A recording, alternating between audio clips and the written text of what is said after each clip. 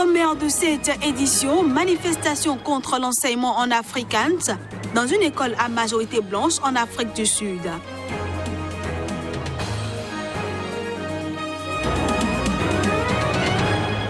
La Gambie attend, selon le président Adama Barrow, 500 soldats supplémentaires de la force de la CEDEAO pour renforcer la sécurité dans le pays.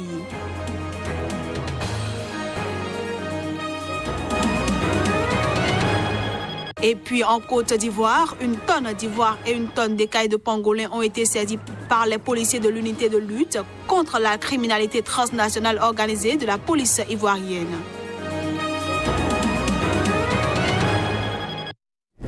Bonjour à tous et bienvenue. Remise immédiate de Mahmoud Al-Werfali à la Cour pénale internationale. C'est la demande formulée ce jeudi par la mission de l'ONU en Libye. Il est ici question d'un commandant des forces du maréchal Khalifa Haftar. Le commandant Mahmoud Al-Werfali aurait exécuté mercredi en public une dizaine de djihadistes présumés. C'était en guise de vengeance après le double attentat qui a fait près de 40 morts dans la ville de Benghazi. Les exécutions ont coïncidé avec une visite effectuée mercredi par le chef de la mission de l'ONU en Libye, dans l'Est libyen.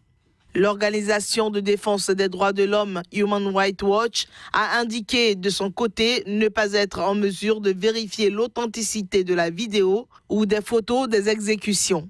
L'intéressé fait déjà l'objet d'un mandat d'arrêt de la Cour pénale internationale qui l'accuse de crimes de guerre dans au moins 7 incidents similaires en 2016 et 2017.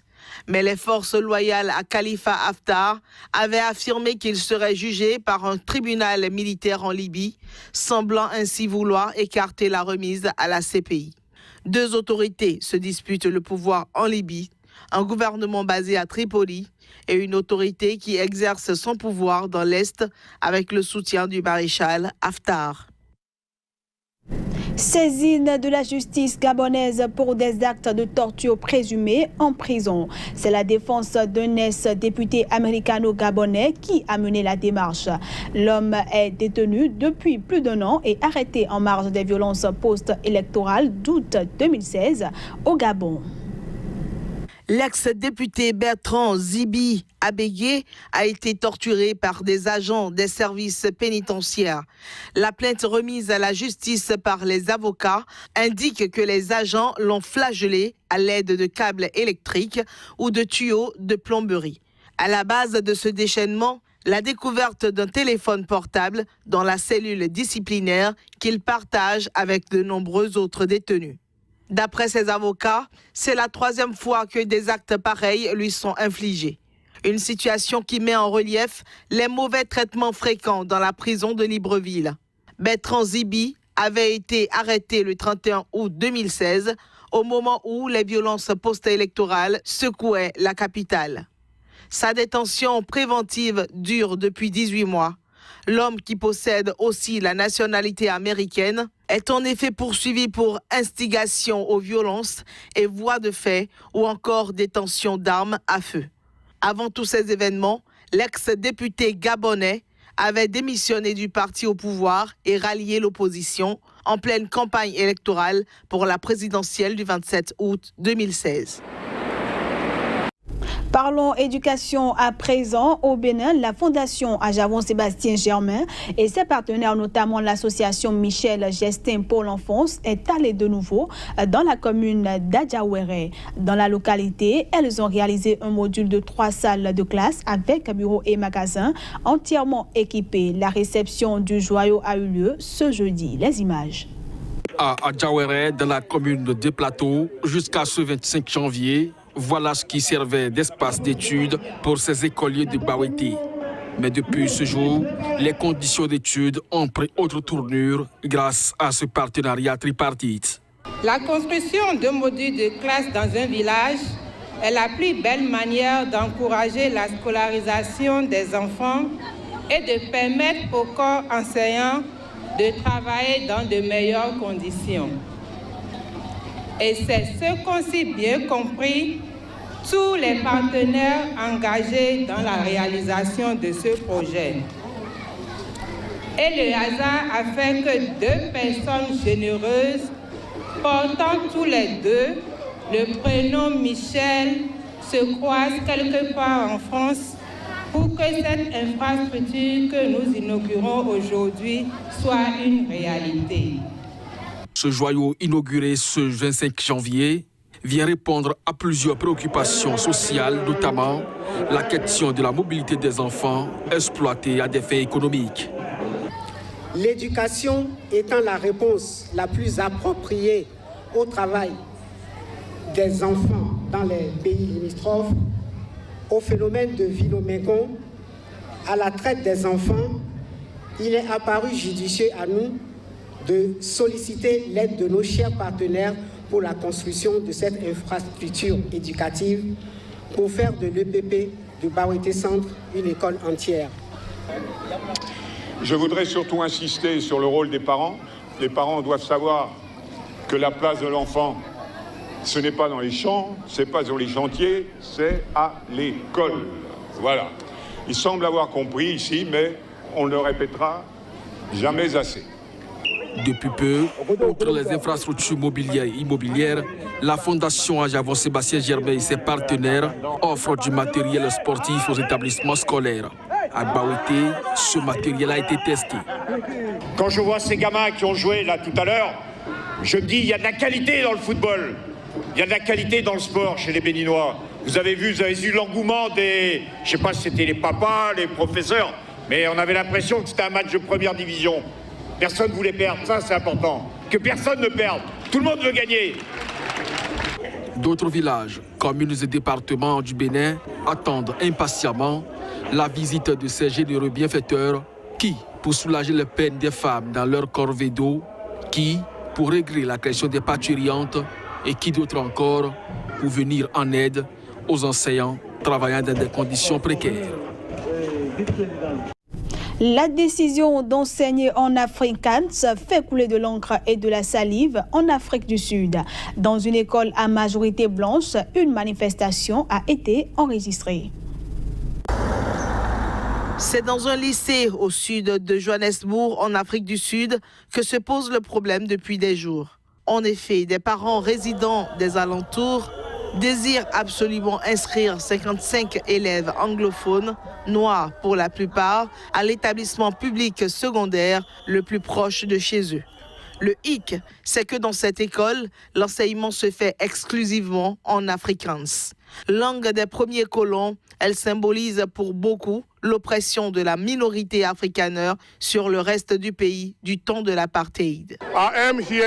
Je suis venu pour exprimer ma colère face à ce qui arrive à ces gens qui se sont vus refuser l'accès à l'école.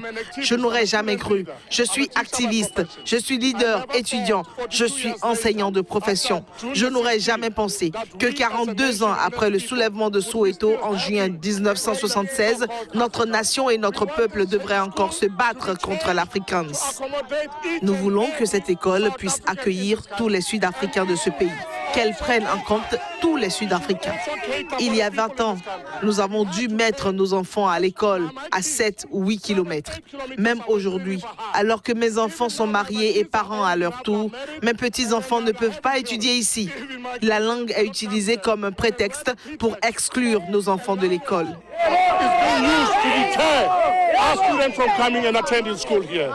Alors que la situation empire, la police disperse les manifestants avec des balles en caoutchouc, des grenades neutralisantes, faisant quelques blessés.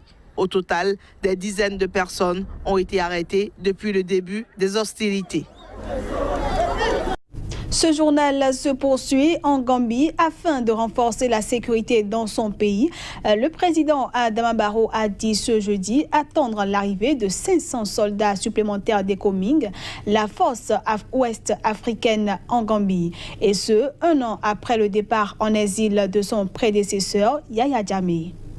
1 an après le départ en exil en Guinée équatoriale de Yaya Jammeh, à la suite d'une intervention militaire de la CEDEAO, et d'une ultime médiation guinéo-mauritanienne, la stabilité de la Gambie reste menacée.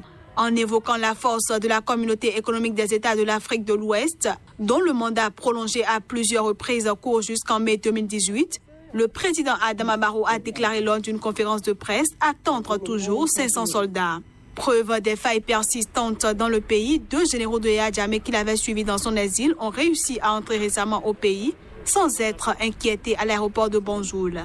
Interrogé sur la possibilité d'une extradition de Yaya Jammeh, accusé de nombreux crimes et d'avoir détourné plus de 50 millions de dollars, soit environ 44 millions d'euros, Adama Barrow a expliqué ce jeudi qu'il attendrait la fin des travaux en cours de la Commission Vérité et Réconciliation avant de prendre une décision. En Côte d'Ivoire, 1 tonne d'ivoire et 1 tonne d'écailles de pangolin ont été saisies.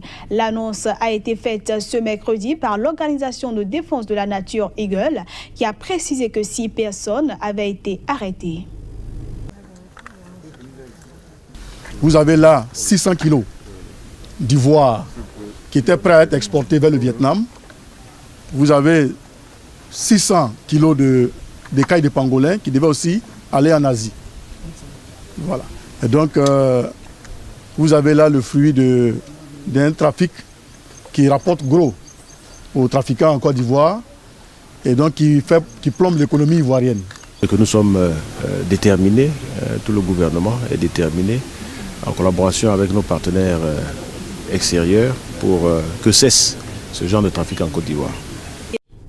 Pour finir, au Zimbabwe, les fantômes du passé hantent le nouveau président du pays, Emmerson Mnangagwa. Au début des années 80, il était ministre de la Sécurité d'État de Robert Mugabe et les historiens s'accordent à dire qu'il fut l'un des architectes de massacres qui ont coûté la vie à environ 20 000 Zimbabwéens. Ces tueries sont connues sous le nom de massacre de Kukurandu, qui signifie littéralement les pluies qui séparent le bon grain de l'ivraie. Reportage. Ces ruines sont celles d'un camp de détention dans le Matabeleland, dans le sud-ouest du Zimbabwe. Jokonia Moyo a été incarcéré ici en 1984 pour avoir participé à un rassemblement de la ZAPU, un parti politique rival de la ZANU-PF de Robert Mugabe. Pendant sa captivité, il a été roué de coups et forcé de torturer ses codétenus. Beaucoup de gens sont morts ici, des frères, des amis. Les survivants portent toujours ces blessures. Ils ont des cicatrices sur tout le corps.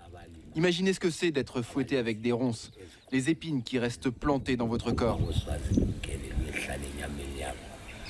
Entre 1983 et 1984, environ 20 000 Zimbabwéens ont été tués par le régime de Mugabe.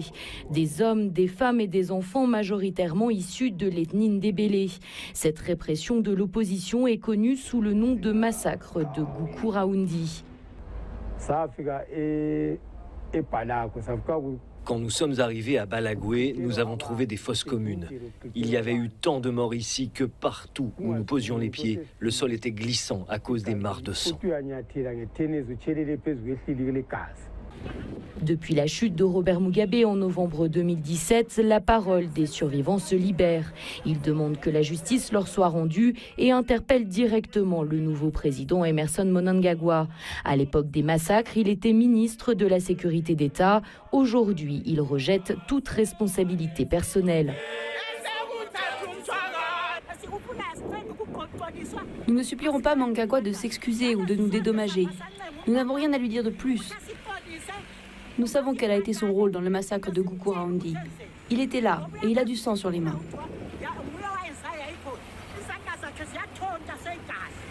Robert Mugabe avait simplement qualifié ces massacres de moments de folie. Fin 2017, les familles de victimes ont demandé que les corps de leurs proches soient exhumés des fosses communes pour recevoir une sépulture décente. Mais ils se font peu d'illusions. Beaucoup de dirigeants de l'époque sont toujours au pouvoir. Et c'est la fin de cette édition. Merci à tous de l'avoir suivi.